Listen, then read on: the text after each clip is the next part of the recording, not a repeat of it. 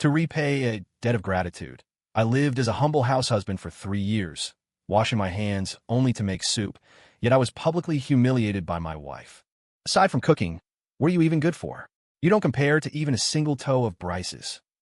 Disheartened, I reclaimed my identity as the heir to a trillion-dollar empire and turned around to rent a room in an ordinary apartment. I thought my beautiful landlady was just a regular office worker, but who knew she was the ice queen of the business world and my biggest commercial rival? When we met again, I was a corporate titan, and my ex-wife was a destitute woman whose family was ruined. She wept, bringing me chicken soup and begging to remarry, only to see the usually aloof female billionaire wearing pajamas, cuddling in my arms. I closed the door, leaving my ex-wife with one sentence. Thank you for not loving me back then. The happiness I have now is something you could never give. It was a drizzly evening in downtown Seattle. The cold wind carried moisture from the Puget Sound, blurring the neon lights of the cityscape. Inside the living room of the Villa One estate at the Heights, the crystal chandelier cast a cold light onto the marble floor, illuminating Victoria Vance's perfect but freezing face. She wore a bespoke Chanel suit, her legs crossed, sitting on the sofa with the elegance of a queen looking down on her subject. She tossed a document onto the coffee table with a crisp snap. "Caleb, sign it." Her voice was as cold as the room. Caleb Sterling, the live-in husband of this household, was currently wearing a faded t-shirt and an old apron, holding a rag I had just used to wipe the floor. I looked up at the bold words on the document. Divorce agreement. Married for 3 years, I had lived like a dog in this villa. Cooking, cleaning, serving tea, handling all the chores. When she was in a good mood, she would grant me a cold glance. When she was in a bad mood, verbal abuse was the daily special. "What?" I put down the rag, my voice slightly hoarse. Victoria's red lips curled into a mocking arc, her eyes filled with undisguised contempt. "Why, Caleb, ask your own conscience. For 3 years, you've eaten my food, lived in my house, and been kept by me like a useless waste. Do you have the right to ask why?" She paused, seeming to feel that this humiliation wasn't enough, and added, "Besides, Bryce is back. He's 10,000 times better than you. He can give me the business empire I want. And you? Aside from cooking, what can you do?" Bryce Harrington, the white moonlight, the one that got away, that she had never stopped thinking about. I understood. The 3 years of swallowing my pride, the 3 years of careful devotion.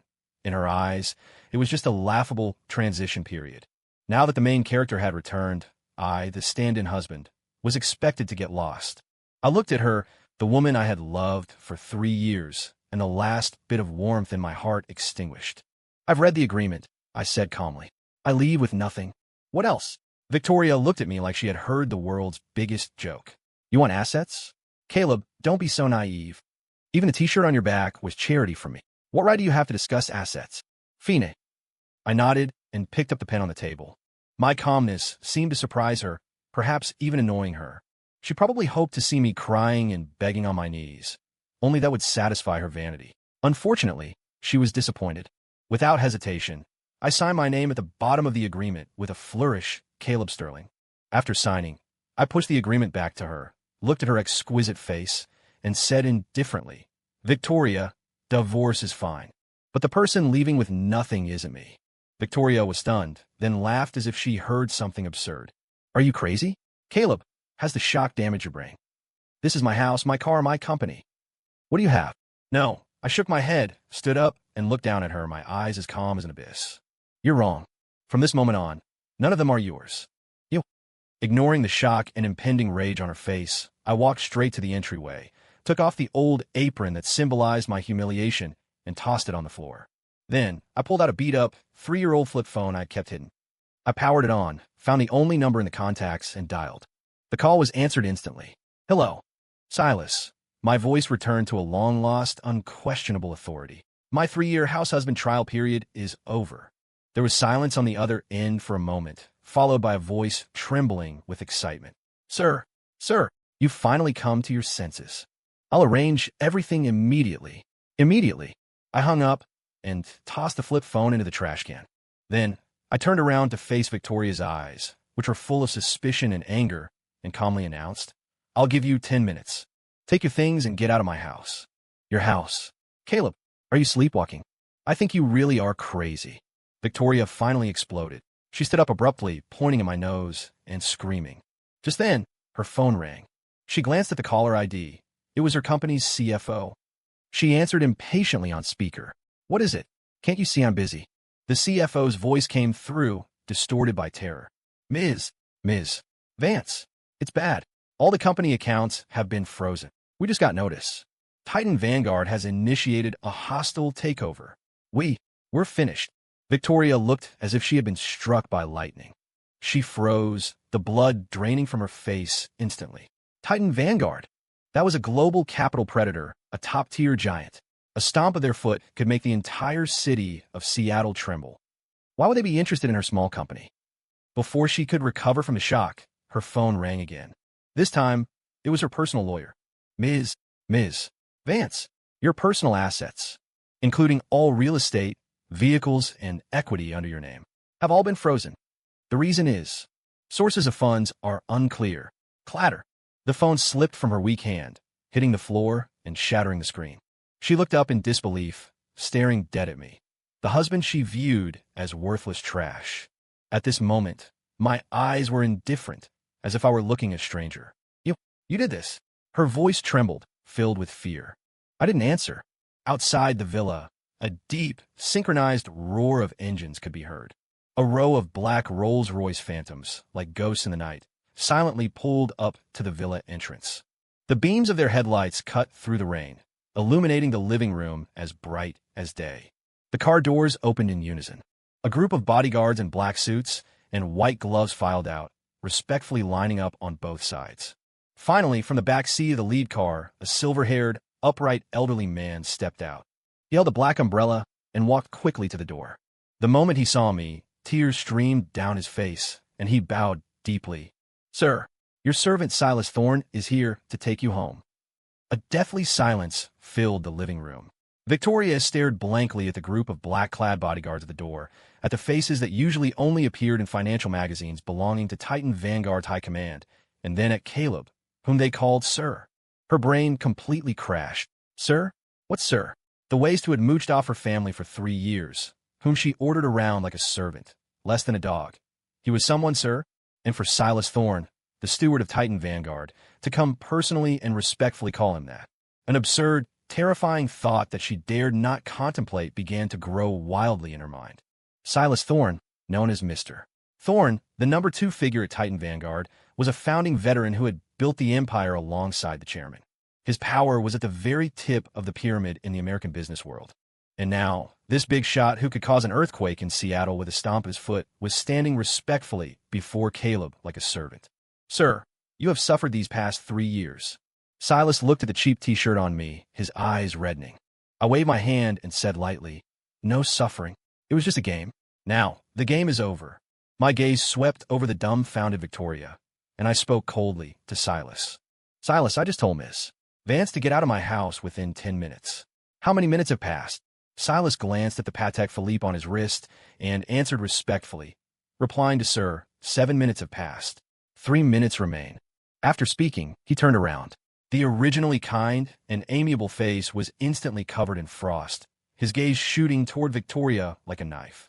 Ms. Vance, did you not hear my master? Or do you need me to send someone to help you pack? He emphasized the word help heavily. The group of black-clad bodyguards took a uniform step forward, their aura imposing. Victoria trembled all over, her lips quivering, but she couldn't say a word. Her mind was in chaos. Useless husband. Titan Vanguard. Sir, take over. Assets frozen. These words crashed around in her brain, nearly making her faint. No. Impossible. This is absolutely impossible, she muttered distractedly, looking at me with eyes full of fear and confusion. Caleb, who are you? I walked up to her, looking at this face that once captivated my soul, but now felt only strange. A mocking curve lifted the corner of my mouth. Who am I? I'm Caleb, the one who worked like an ox and a horse in your house. The one you called a waste, a pauper, a loser. I leaned in close, whispering in her ear, so only the two of us could hear. All right, I forgot to tell you. Titan Vanguard is mine. Boom. This sentence exploded in Victoria's mind like thunder. Her pupils contracted violently, and her body staggered back 2 steps uncontrollably. She collapsed onto the cold floor, her face full of disbelief. Titan Vanguard is his family's. That commercial empire that controls the global economic lifeline. so mysterious that few have even seen the founder, belongs to the man she trampled underfoot for 3 years. How is this possible? This is more absurd than a fantasy. You're lying to me. You must be lying to me. She screamed hysterically, completely losing her image as a cool CEO. I couldn't be bothered to waste any more breath on her and waved my hand at Silus. Silus understood and said coldly to the bodyguards behind him, "Time's up. Escort Ms. Vance out. Strip her of everything that doesn't belong to her. She is not worthy of taking a single item belonging to the Sterling family." Yes. 2 burly bodyguards immediately stepped forward, grabbing the limp Victoria by the arms. "No, let me go. Caleb, you liar. You bastard. You can't do this to me." Victoria struggled frantically, her sharp nails scratching bloody streaks on the bodyguard's arms. A female bodyguard stepped forward and expressionlessly began to unclasp the Cartier bracelet on her wrist, remove the diamond studs from her ears, and even the necklace around her neck. "My dad gave me this. This is mine. Apologies, Ms. Vance." The female bodyguard's voice was ice cold. "Your father's company went bankrupt 3 years ago. Everything you own now was bought with our master's money." Victoria broke down completely. It turned out that everything she took pride in, the capital with which she despised Caleb, had all been given by Caleb. It was the world's greatest irony. She was dragged out of the villa like a dead dog by the 2 bodyguards and thrown into the freezing rain. That expensive Chanel suit was also stripped off, replaced by a generic, rough set of clothes kept in the bodyguard's car. The rain poured down, soaking her instantly. She lay pathetically on the ground, looking at the warm lights of the villa, looking at the man she once disdained, now surrounded by a crowd like an emperor.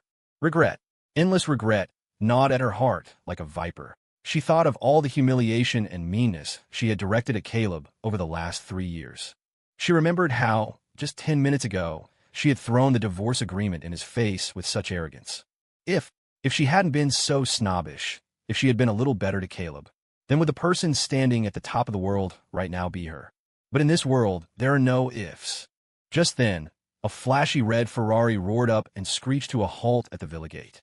The door opened, and Bryce Harrington, dressed in a designer suit and looking sleek, stepped out. He saw Victoria lying pathetically in the rain and froze, then frowned in disgust. "Vicky, how did you get like this? Didn't we agree you'd divorce that loser today, and then we'd go public?" Before he could finish, he saw the row of black Rolls Royces at the villa entrance and saw Silas Thorne's cold face. Bryce's face turned white instantly. Mr. Thorne." Bryce's voice sounded particularly shrill in the rainy night, full of fawning and fear. He never imagined he would bump into a big shot of Silas Thorne's level here. Silas didn't even look him in the eye, just gave a signal to the bodyguard beside him. A bodyguard immediately stepped forward and kicked the back of Bryce's knee. Thud! Bryce screamed, his legs gave way, and he knelt directly in the muddy water, his expensive suit instantly covered in filth. What are you doing?" Bryce was both shocked and angry. "Mr. Harrington, is it?" Silas looked down at him, his tone grim. "You dare touch our master's woman? I think your Harrington family doesn't want to stay in Seattle anymore." "Master's woman?" Bryce was confused. He subconsciously looked at Victoria on the ground, then at Caleb in the villa. An absurd thought made him go cold all over. Could it be that Waze Caleb is the master Silas spoke of? Impossible. Absolutely impossible. Victoria, paralyzed on the ground, felt a tremor in her heart upon hearing these words, a sliver of hope rising in her eyes. The master's woman. Does he still have feelings for me? However, my next words shattered her last fantasy completely. I walked slowly out of the villa, and Silas immediately opened the black umbrella for me. I walked up to Bryce, looked at his terrified face, and said calmly, "She is no longer my woman. From now on, her affairs have nothing to do with me." Then I turned to Victoria, my eyes without a ripple. "For the sake of 3 years of marriage, I'll spare your life. In the future, don't appear in front of me again." After speaking, I didn't look at them again and turned to Silus. "Silas, handle this place. Also, find me a quiet place to live. I find this house dirty." "Yes, sir," Silas responded respectfully, then looked coldly at Bryce kneeling on the ground. "Mr. Harrington, our master does not wish to see you again. Before sunrise tomorrow, you and your family will vanish from Seattle. Otherwise, face the consequences." Bryce was scared out of his wits. He scrambled into his car and floored the gas, fleeing in panic. As for Victoria, she sat foolishly in the rain, lost in despair, as if her entire world had collapsed. I got into the lead Rolls-Royce. The convoy started slowly, leaving this place that had suppressed me for 3 years. Half an hour later, the convoy stopped at Seattle's most exclusive luxury estate area, the Pinnacle Estate. Every villa here was worth over $100 million, with strict security and high privacy. Sir, this is a property under your name. It has been vacant, cleaned daily. You can rest here tonight. Silus opened the door for me. I nodded and walked in. The villa was huge and luxuriously decorated, but right now, I just wanted to be alone. Silus, you all go back. I want to be by myself for a while. Yes, sir. If there is anything, command us at any time. Silus left with the men. In the enormous villa, I was the only one left. I walked to the huge floor-to-ceiling window and looked at the city lights. Memories of the past 3 years surged like a tide. To test if Victoria was worth entrusting my life to, I hid my identity and married into the Vance family as an orphan. I thought 3 years of genuine devotion could warm even a stone or exchange for a shred of true feelings. As it turned out, I was wrong. In the face of money and power, my 3 years were worthless. Phoenix, consider it charity to a dog. I took out my phone to tell my mother overseas I was safe, only to realize I had thrown away the flip phone. I needed a new phone and a new SIM card. Besides, living here was too flashy. It didn't fit my plan to play the game of life for a while longer. I thought about it, opened the computer in the villa, and logged onto a rental website. I needed an ordinary identity and an ordinary place to live to start my new life. Soon, a rental listing caught my eye. Downtown high-end apartment, Harborview Lofts, single room for rent, fully furnished, move-in ready. Requirement: tenant must be clean, no bad habits, mail only. There were a few photos attached. The room was clean and tidy, with excellent lighting, just my style. The key point was, it was a shared apartment. This would allow me to better integrate into ordinary life. I dialed the number left by the landlord. Hello. A clear, pleasant female voice came from the other end, like a mountain spring.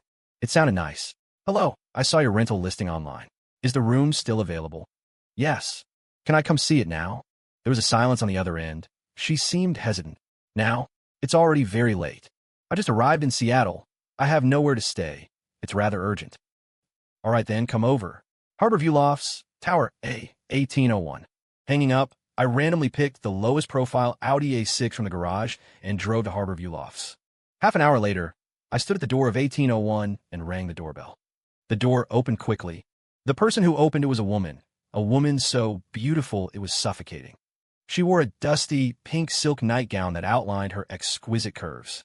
Her long black hair was draped casually over her shoulders, and her face was free of makeup, yet she was more moving than any celebrity I had ever seen.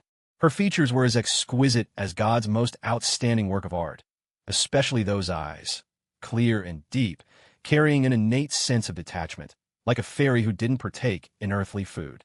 A flower on a high peak. That phrase instantly popped into my mind. Seeing me, she seemed to pause as well, a trace of imperceptible surprise flashing through her cool eyes. Hi, I'm here to see the room. Caleb Sterling. I spoke first, breaking the silence. She nodded, stepping aside to let me in, her voice remaining cool. Elena Frost.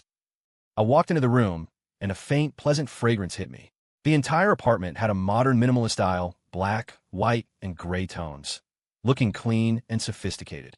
The living room was large, with a magnificent view of the harbor through the floor-to-ceiling windows. That's the room you'd be renting. Elena pointed to a secondary bedroom at the end of the hall. I walked over and pushed the door open. The room wasn't big, but it was tidy. A bed, a wardrobe, a desk, and a private bathroom. I've seen it. I'm satisfied. I turned to Elena, who had followed me. What about the price? $8,000 a month, first and last plus deposit. Elena's tone held no ripple of emotion, as if discussing something unrelated to her. $8,000 a month in this part of Seattle was a very fair price. No problem. I agreed readily. I can pay now. When do we sign the lease? My decisiveness seemed to surprise her again. She gave me a second look. You're not going to haggle? I think it's worth the price. I smiled. She didn't say anything more, taking 2 printed lease agreements from a drawer in the living room. Take a look. If there are no issues, sign it. I scanned it quickly, just standard clauses. After signing, I transferred $32,000 directly to her via mobile banking. All done. From now on, I'm your tenant. I waved my phone, smiling. Elena looked at the payment notification on her phone, nodded, and then pointed to the sofa in the living room, her tone still cool. It's too late today. Your room hasn't been prepped yet. You sleep on the sofa first. With that, she turned and went back to her master bedroom, closing the door with a click, leaving me alone, facing a sofa that didn't look particularly comfortable, feeling a bit amused. This beautiful landlady really didn't care about hospitality, but I didn't mind. Finding a place to crash was good enough. I took off my jacket and lay directly on the sofa. It was soft, but for my 6-foot-plus frame, it was a bit cramped. After tossing around all night, I was tired, and I soon fell into a deep sleep. The next day, I woke up to the sound of pots and pans clattering. Opening my eyes, it was already bright daylight. The air was filled with the aroma of food. I sat up and saw Elena wearing a cute pink apron, busy in the open kitchen. The morning light poured through the window onto her, plating her cool demeanor with a soft halo. Her long hair was casually pinned up, revealing a pale, slender neck. This scene was very domestic, very warm. Completely different from the 3 years at Victoria's house. In that cold villa, the kitchen was always a place that belonged only to me. Seeming to sense my gaze, Elena turned her head. Seeing I was awake, she said faintly, "Up, come eat breakfast." On the dining table were 2 simple sandwiches and 2 glasses of hot milk. "You made this." I was a bit surprised. She responded, already sitting down to eat. I took a bite of the sandwich. The taste was actually quite good. "Skills. I didn't expect you, looking like an ethereal fairy, to know how to cook," I praised sincerely. She ate with elegance. Hearing my words, she just lifted her eyelids to glance at me, but didn't speak. After breakfast, she gathered the dishes and said to me, "I'm going to work. I'll prep your room when I come back at lunch. The key is on the shoe cabinet in the entryway. Remember to lock the door when you leave." "Okay." She changed into a sharp business suit, put on high heels, and clack, clack, clack went out the door. The apartment was left to me alone. I stretched and walked to the balcony, looking at the flowing traffic below, feeling exceptionally good. A new life had begun. First, I went to the mall to buy a new phone and get a new SIM card. Then I texted Silus, giving him my new address and number, instructing him not to disturb me, without permission and not to expose my identity. After doing all that, I felt a bit aimless. Having not worked for 3 years, suddenly being idle felt strange. Should I get a job? The thought made me laugh. The heir to Titan Vanguard, looking for a job? But the idea seemed interesting. Conveniently, a recruitment notification popped up on my phone. Hiring. The Meridian Department Store, luxury counter sales. Requirements. Excellent image and temperament, relevant experience preferred. Monthly salary 8,000 plus commission. The Meridian? Wasn't that the enterprise owned by Victoria's family? Although it was now acquired by Titan Vanguard, the legal representative should still be her. Working in my ex-wife's company? This seemed even more interesting. A playful smile curled my lips. I edited a resume and sent it over. Surprisingly, within 10 minutes, they called back. "Hello, is this Mr. Caleb Sterling? We are from HR at the Meridian. We saw your resume and think your image fits our requirements very well. Do you have time to come for an interview tomorrow?" Edo. The next day, I specifically bought a decent suit and arrived at the Meridian's HR department on time. The interviewer was a woman in her 30s wearing gold-rimmed glasses, looking sharp. Her name tag read, HR Manager, Brenda. Her eyes lit up the moment she saw me. "Mr. Sterling, right? Please sit." I pulled out a chair and sat down, handing over my resume. Brenda looked at the resume and asked, "I see the work experience section on your resume is blank. May I ask what you did before?" "I was in domestic management," I answered with a mix of truth and fiction. "Domestic management?" Brenda paused, clearly not expecting that answer. She pushed up her glasses and scrutinized me carefully, her eyes full of skepticism. I met her gaze calmly. Looks are given by parents, but aura is piled up by money and status. Even wearing a generic suit, the innate nobility and composure I carried were not something an ordinary housekeeper would have. "Yes, for 3 years," I added. Brenda fell silent, her fingers tapping lightly on the desk. She clearly didn't believe me, but my image and temperament satisfied her immensely. For luxury sales, image is paramount. A good image can double sales effortlessly. "All right," she finally decided. "Your image is excellent, so we're willing to give you a chance. 1 month probation, base salary 5,000 plus commission. If you pass probation, you'll move to the formal employee salary scale. How's that?" "Acceptable." I nodded. "Good. Then come to work tomorrow. Report to the Patek Philippe counter on the first floor. Just find a store manager, Lisa." "Thank you, Brenda." The interview went unexpectedly smoothly. Walking out of HR, I took the elevator directly to the first floor. The Meridian was Seattle's highest-end mall, The first floor was all international top-tier luxury brands. I found a Patek Philippe counter. Inside, a woman in business attire with exquisite makeup was holding a morning meeting for several staff members. Everybody look alive. Ms. Vance is coming to inspect the store today. If anyone messes up, don't blame me for being unkind. This woman must be the store manager, Lisa, and the Ms. Vance she mentioned was naturally Victoria. What a coincidence. I didn't expect to bump into my dear ex-wife on my first day of work. You walked over. Hello. I'm a new sales associate reporting for duty, Caleb Sterling. Lisa turned around. Seeing me, her eyes lit up too. She looked me up and down, nodding with satisfaction. Hey, ma'am, good look. I'm Lisa, the manager here. You can just call me Lisa. Okay, Lisa. All right, go change into the uniform, then shadow Daisy to get familiar with our products and sales process. Lisa pointed to a young girl nearby. The girl named Daisy smiled at me, very friendly. I changed into the uniform and started learning from Daisy. I have to say, Patek Philippe watches are indeed works of art. Every model has its story and unique craftsmanship, with prices ranging from tens of thousands to tens of millions. I learned quickly. In half a day, I had memorized the details of all the models on sale. By the afternoon, the number of customers in the mall gradually increased. Just then, a commotion came from the counter entrance. A group of mall executives in suits were escorting a woman, marching grandly toward us. The woman in the lead wore a white business suit. Her aura was powerful, her face frosty. It was Victoria. She looked thinner, and her face was a bit pale, but she was still aggressively beautiful. However, those beautiful eyes no longer held their former luster. Instead, they were filled with deep exhaustion and gloom. It seemed that being kicked out of the villa and facing the acquisition of her company had dealt her a significant blow. Good afternoon, Ms. Vance. Lisa immediately led all the staff to greet her respectfully. I stood in the line, keeping my head down, trying to minimize my presence. I just wanted to experience life. I didn't want to be recognized by my ex-wife on my first day. Victoria walked past US without looking sideways, heading straight into the boutique. How are the sales this month? She asked Lisa coldly. Reporting to Ms. Vance, down 10% from last month.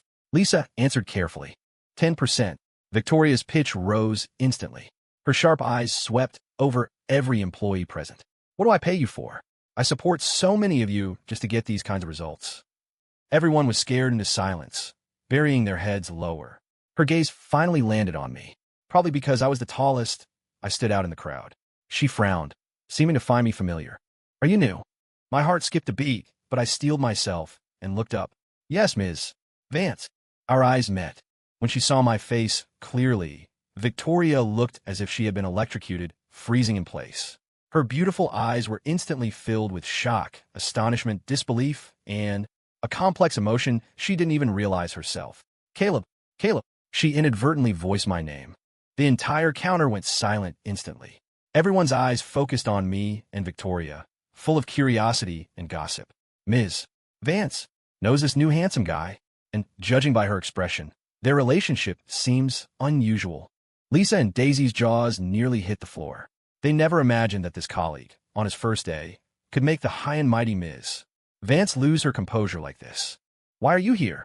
Victoria stared at me intently, her voice trembling slightly with agitation. Since being kicked out of the villa that day, she had used all her connections to frantically search for my whereabouts, but she found nothing. I was like a ghost that had vanished. She thought I would never cross paths with her again in this life. Yet, she didn't expect we would meet again like this in this setting. And I had become a lowly salesman in her company. This massive contrast threw her brain into chaos again. Why would he do this? The heir to Titan Vanguard, running here to be a salesman? What kind of sick joke is this? To humiliate me? Yes, he must be doing this to humiliate me. Thinking of this, Victoria's face turned incredibly ugly, a wave of humiliation and anger rising in her heart. I watched her expression shift, finding it internally amusing, but on the surface, I pretended to be respectful and distant. Ms. Vance, I am here, of course, for work. Work? Victoria sneered, her tone acerbic and mean. Caleb, stop pretending. What are you trying to do? You think this is fun? Seeing me destitute. Are you proud? Ms. Vance, you misunderstand. I looked at her calmly. I just need a job to support myself. As for you, I don't care. My words were like a knife, stabbing viciously into Victoria's heart. Don't care? He actually said he doesn't care about me? The man who once treated me like a treasure, who obeyed my every word, now looked at me with such strange eyes and said he didn't care. A strong sense of unwillingness and jealousy made her lose her reason. Good, don't care. Victoria laughed in anger. She pointed at me and barked at Lisa. Lisa, fire him. I don't want to see this person in my company. Lisa looked troubled. This guy just started today, hadn't done anything wrong, and was getting fired? It was against regulations. Ms. Vance, this. What? You won't listen to me either? Victoria's eyes went cold. Just then, a frivolous voice came from outside the counter. Yo, isn't this Ms. Vance? Why so angry? Who upset you? A young man wearing a floral shirt and a thick gold chain, looking like a thug, walked in casually with his arm around a heavily made-up Instagram model-type woman. I recognized him. Tyler West, a famous rich second-generation kid in Seattle, known for being arrogant and domineering. Relying on his family's money, he caused trouble everywhere. Seeing him, Victoria frowned deeper, clearly disgusted. But the West family had significant influence in Seattle. She couldn't afford to offend them, so she could only say coldly, Mr. West, I am handling internal matters. No need for your concern. Don't be like that. Tyler was relentless. His lecherous gaze swept up and down Victoria. Ms. Vance, everyone knows your company is in trouble and cash flow is drying up. How about this? Have a drink with me, and I'll ask my dad to invest a few tens of millions to help you tide over the crisis. The woman next to him heard this and immediately got upset, pinching his arm and whining. Tyler, didn't you say you were coming to buy me a watch? Bye. Baby, don't rush. Tyler patted her, but perfunctorily, his thieving eyes still glued to Victoria. Victoria was pale with rage, but couldn't explode. Seeing her silence, Tyler grew bolder and actually reached out to touch her face. Just as his dirty hand was about to make contact, a hand grabbed his wrist like lightning. It was me. Sir, please show some respect. My voice wasn't loud, but it was cold.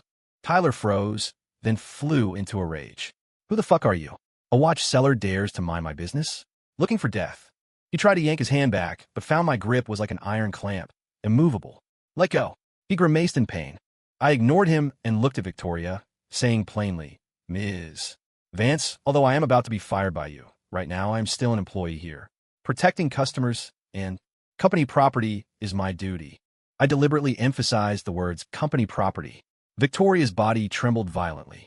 She looked at my back, shielding her, her eyes complicated to the extreme. Once upon a time, this back had shielded her from the wind and rain countless times. Yet she had personally pushed him away. Fine.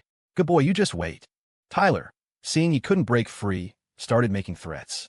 Just then, the woman next to him suddenly pointed at a watch in the display case and screamed, Wow. Tyler, I want this one. This one is so beautiful. It was a Patek Philippe limited edition, model 6102P001, the Sky Moon Celestial. The entire dial was studded with diamonds, dazzling and brilliant. Price tag $2 million. Seeing the price, the arrogance on Tyler's face dropped by half. His family's assets totaled maybe 20 or 30 million. If he spent over $1 million on a watch, his dad would break his legs. He rolled his eyes and had an idea. He pointed at me and said to the woman, Baby, you like this watch? Fine. As long as this blind dog kneels and kowtows 3 times to me, I'll buy this watch for you today. He wanted to humiliate me publicly to regain face. Everyone's eyes turned to me. Victoria's lips moved, seemingly wanting to say something, but ultimately, she didn't speak. I smiled. I looked at Tyler West like I was looking at a dancing clown. Are you sure? I say what I mean. Good. I nodded. Then I turned around and took the Sky Moon Celestial watch, worth $2 million, out of the display case. I didn't hand it to Tyler. Instead, I put it directly on my own wrist. The size was perfect. Under everyone's shocked gaze, I took out my phone and dialed Silus. Silus, pay a bill for me. The Meridian Patek Philippe counter, $1.2 million. After speaking, I hung up, looked at the dumbfounded Tyler, and said lightly, I bought this watch. Now it's your turn. $1.2 million. Just like that, with one phone call casually paid. The entire counter, no, the entire floor, fell into a deathly silence. Everyone looked at me like I was a monster. A watch salesman bought a $2 million watch himself? This script was too magical. Tyler West and his girlfriend stared until their eyes almost popped out, mouths wide enough to fit an egg. Especially Tyler. The expression on his face went from arrogance to shock, then to terror, and finally turned ashen gray. He wasn't stupid. Someone who could mobilize over $1 million in cash with a single phone call was definitely not an ordinary salesman. Connecting this with the Rolls-Royce convoy mentioned in rumors and the attitude of big shots like Silus, a truth that made his hands and feet cold surfaced in his mind. He had provoked an existence he absolutely could not afford to provoke. Thump! Tyler's legs gave way, and he actually knelt down, facing my direction. Big brother. No, sir. I was wrong. I failed to recognize Mount Tai. I'm just a fart. You are magnanimous. Please just let me go. He spoke while frantically slapping his own face, the smack-smack sounds ringing out. The rich second-generation kid who was arrogant just moments ago was now cowering like a dog. The influencer girl was scared silly, hiding to the side, pale and daring not to breathe. I looked at Tyler kneeling on the ground, my eyes holding no pity. Scram. I said just one word. Yes, yes, yes. I'll scram right now. Right now. Tyler felt as if he had been granted amnesty, scrambling away on hands and knees, abandoning even his girlfriend. A farce ended just like that. But the atmosphere in the boutique became incredibly weird. Lisa and Daisy looked at me with awe and curiosity, and Victoria stood rooted to the spot, her body trembling slightly, her face as pale as paper. She looked at the glittering sky moon watch on my wrist, then at my calm face, her heart churning with mixed emotions. So he wasn't acting. What he said was true. Titan Vanguard really belongs to his family. Buying a $2 million watch was as simple for him as buying a bottle of water is for normal people. And I actually humiliated such a dragon-like figure as trash for 3 years. I actually kicked him out of the house for a piece of garbage like Bryce. What have I done? Regret. Overwhelming regret, like the sharpest knife, sliced her heart piece by piece, hurting so much she couldn't breathe. She wanted to rush up, hold my arm like before, and ask why I lied to her. But she had no right. It was I who personally severed all affection between us. It was I who personally pushed him further and further away. Caleb, she spoke with difficulty, her voice hoarse. Can we talk? I took the watch off my wrist and put it back in the display case. Then I untied my employee apron and placed it on the counter. I looked at her, my eyes as calm as water, as if we really were just superior and subordinate. Ms. Vance, I think there is nothing left to talk about between us. Also, I paused and added, just now you said you want to fire me. Now, no need. I quit myself. After speaking, I didn't give her another glance, turning to walk away. Don't go. Victoria finally broke down. She rushed up regardless of everything and hugged me tightly from behind. Her body was trembling, hot tears soaking the back of my suit. Caleb, don't go. I know I was wrong. I really know I was wrong. Give me one more chance, okay? Let's remarry. Let's start over. She cried her heart out like a helpless child. Everyone around watched, stunned. The cold, domineering female CEO was actually hugging a salesman who just quit, crying and begging him not to leave. This was too much information to process. Feeling the damp heat on my back, my body stiffened. To say I felt nothing would be a lie. After all, I had truly loved her for 3 years. But reason told me there was no going back. A broken mirror cannot be made whole. Some mistakes once made last a lifetime. I didn't turn back. I just used an extremely calm tone to say, word for word, Victoria, do you know? 3 years ago, the reason I married into your family was that my father set a test for me. He said if a woman was willing to treat me sincerely when I had nothing, then she was worth me using the entire Titan Vanguard to love. I used 3 years to wait for your sincerity. Unfortunately, what I waited for was a divorce agreement and the phrase, do you deserve it? So, now it's my turn to ask you. I slowly pried open her hands that were hugging me tight, turned around, and looked directly into her tear-streaked face. Victoria, do you think the current you still deserves it? Do you deserve it? These 3 words were like 3 sharp knives, stabbing ruthlessly into Victoria's heart. She trembled all over, her hands slipping weakly from me. Yes, I don't deserve it. Before, I despised him for being poor, for being useless, for not giving me the life I wanted. Now, he owns the world, and I don't even have the qualification to stand by his side. What irony. She looked at my indifferent face, opened her mouth, but couldn't make a sound. All explanations, all repentance, seemed so pale and weak in front of cruel reality. I ignored her again, turning and striding out of the meridian. Behind me was her uncontrollable, despairing crying. Walking out of the mall, the sky outside was getting dark. I took a deep breath of the cool, evening air, feeling the heavy stone pressing on my heart for 3 years, finally completely lifted. From today on, Victoria and I had no further connection. I drove back to Harborview Lofts. Just as I opened the door, I saw Elena was already back. She had changed out of her business suit into a loose white t-shirt and gray cotton pants, her long hair tied in a casual ponytail, preparing dinner in the kitchen. The afterglow of the sunset poured through the window onto her, making her look much gentler. Back. Hearing the door, she looked back at me, her tone still light. Yeah. I changed my shoes and walked in. How was work today? Okay. Simple dialogue, but it made me feel very comfortable. No fake pleasantries, no deliberate fawning, just like two friends who had known each other for a long time. I quit my job today. I walked to the kitchen doorway, leaning against the frame, watching her busy back. Her movements paused. She turned, her clear eyes looking at me. What? Got into a fight with the boss. I shrugged. She didn't pry, just said faintly, just as well. Come help me wash the vegetables. On it. I washed my hands, walked over, and stood shoulder to shoulder with her, starting to wash the greens. The space wasn't big. We were close, and I could even smell the pleasant scent of her shampoo. The atmosphere was a bit subtle. You. We spoke at the same time. You first. I smiled. She glanced at me, the tips of her ears seeming to turn a bit red. Nothing. What did you want to say? I wanted to say, to celebrate my unemployment on the first day, dinner is on me tonight. Let's eat out. She shook her head. Restaurant food is too oily, not healthy. Let's eat at home. Then, I'll cook. She looked at me skeptically. You can cook. Of course. I looked proud.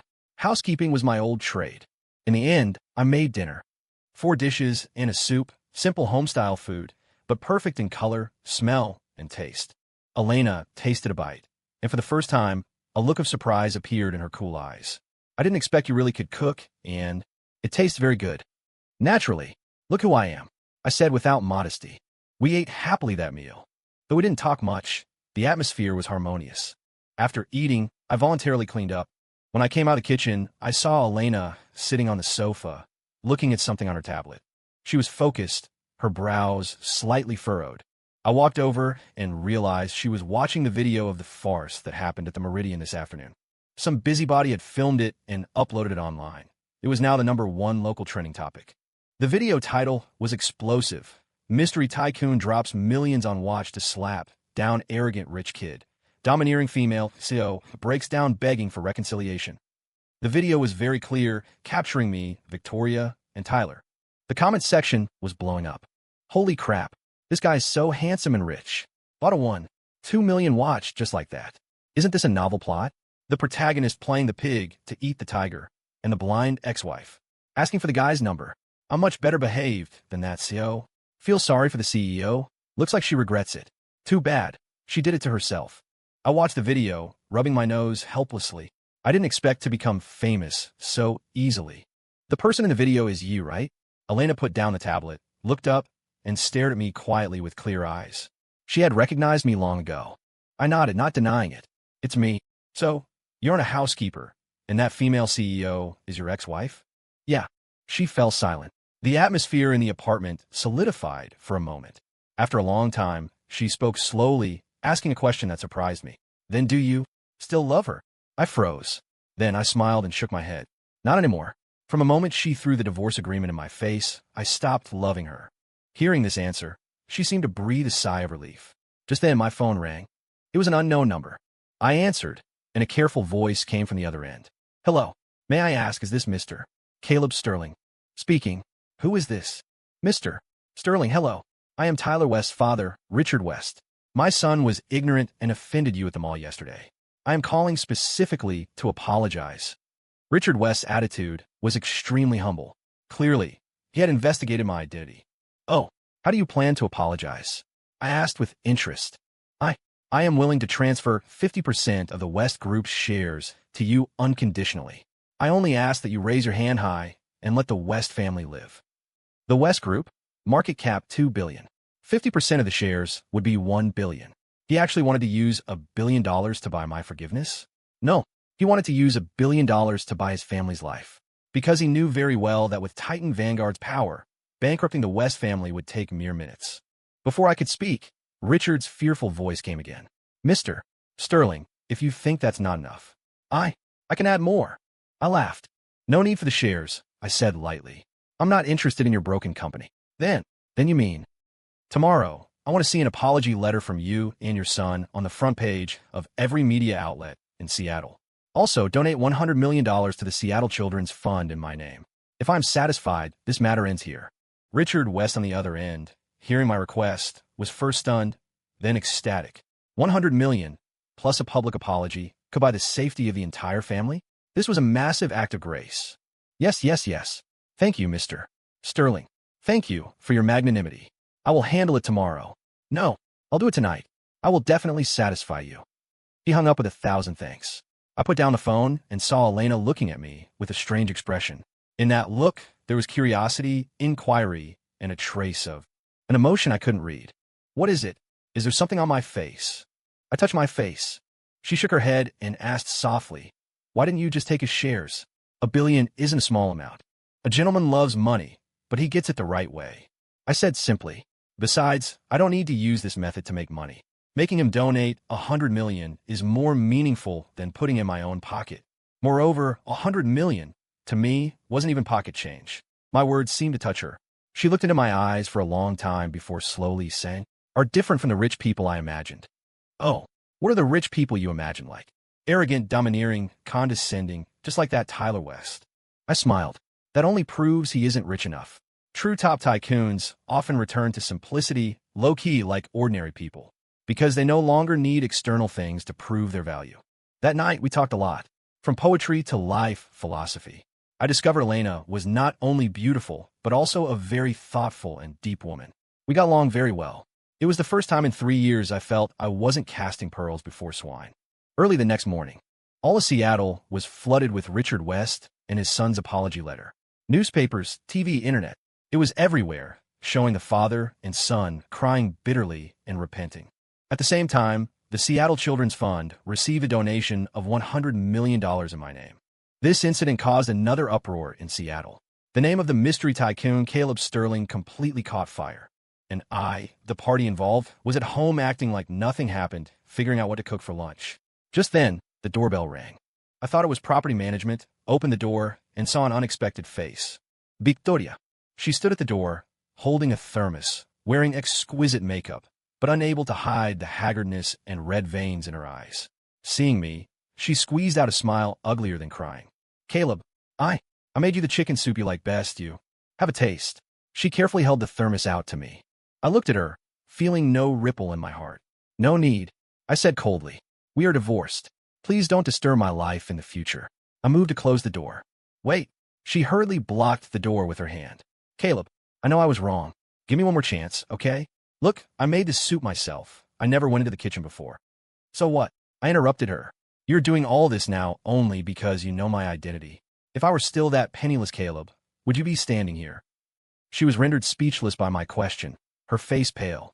Yes, if he were still that waste, she would be out having a romance with Bryce right now. Ms. Vance, please leave. I pushed, preparing to shut the door. Just then, Elena's voice came from behind me. Caleb, who is it? She walked out of the bedroom, wearing pajamas, rubbing her sleepy eyes.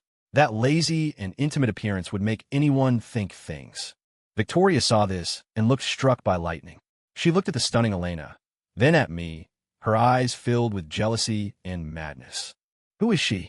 Caleb, we just divorced. You found another woman already. She screamed hysterically. Elena seemed startled by her and instinctively hid behind me. I shielded Elena, looking at the crazed Victoria, my eyes turning completely cold. First, we are divorced. My business is none of yours. Second, who she is concerns you even less.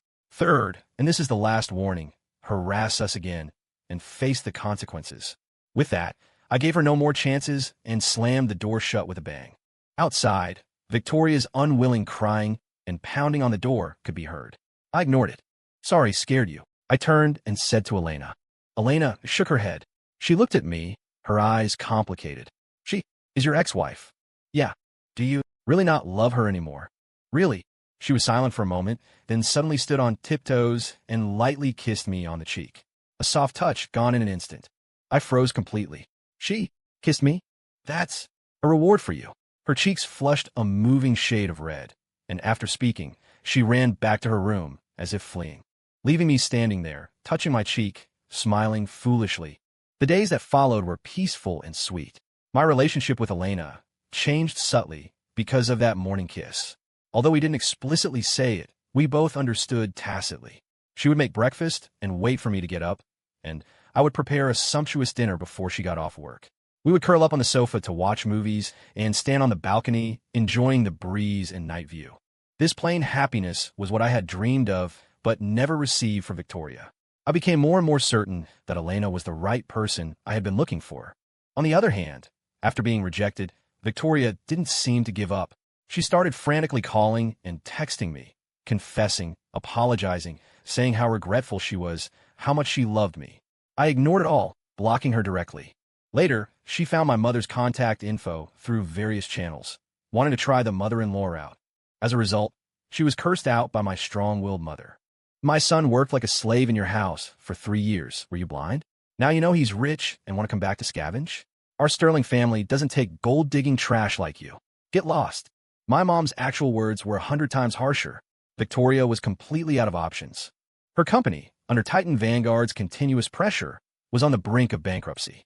She went from a high and mighty female CEO to a debt-ridden, destitute woman.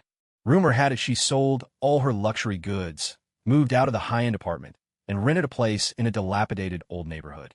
And that Bryce Harrington, after my warning, fled Seattle with his whole family the next day in disgrace, vanishing without a trace. None of this had anything to do with me anymore. In my world, there was now only Elena. Today was Elena's birthday. I booked Seattle's most romantic rotating restaurant in advance, bought a huge bouquet of her favorite white roses, and prepared to formally confess to her today. In the evening, I drove to pick her up from work. She wore a white dress today, looking ethereal and impossibly beautiful. Where are we going? She sat in the passenger seat and asked curiously. It's a secret. I smiled mysteriously. The car drove all the way to Seattle's landmark, the Space Needle. The rotating restaurant was at the top. When I held her hand and walked into the restaurant I had booked out, covered in rose petals, her cool eyes misted over for the first time. Caleb, I didn't let her finish. I knelt on one knee and took a velvet box from my pocket, opened it to reveal a dazzling pink diamond ring, the heart of the ocean. Elena, I don't know how to say fancy romantic words. I looked into her eyes and spoke with utmost seriousness. I only know that every day with you, I am happy and at peace. I want to cook for you every day, see your smile every day, and be good to you for a lifetime. So will you be my girlfriend? She looked at me, tears finally slipping down uncontrollably. But on her face, a smile blossomed more brilliant than the diamond. She nodded vigorously. I will. Excitedly, I put the ring on her finger, then stood up and pulled her tightly into my arms. Outside the window was the brilliant night view of the entire city. In my arms was my entire world. Just as we were kissing deeply, an untimely voice broke the beautiful atmosphere. Chairman Frost, a man in a suit, was looking at us with shock. More accurately, looking at Elena in my arms. I recognized the man. He was the general manager of a real estate company under Titan Vanguard, surnamed Jean, and the Chairman Frost he mentioned. I looked down at Elena in my arms. I saw her stick out her tongue playfully at me, a trace of slyness on her face. She leaned into my ear and whispered, "Forgot to introduce myself. I'm Elena Frost, chairman of Horizon Group, and also your biggest business rival." Horizon Group, that mysterious conglomerate that had risen abruptly in recent years, the only one capable of wrestling with Titan Vanguard in several sectors. I was completely stunned. After all this, I, the heir to Titan Vanguard, had actually picked up my biggest competitor? Seeing my dumbfounded look, Elena laughed even more happily. She stood on tiptoes and actively kissed my lips. After a long while, our lips parted. She leaned against my chest, her voice soft and sweet. But it doesn't matter. From now on, we are family. Right, darling? Looking at her eyes that seemed to speak, what else could I say? I could only answer her with a deeper, longer kiss. To hell with business rivals. To hell with ex-wives. I only knew I had found my treasure. Story complete.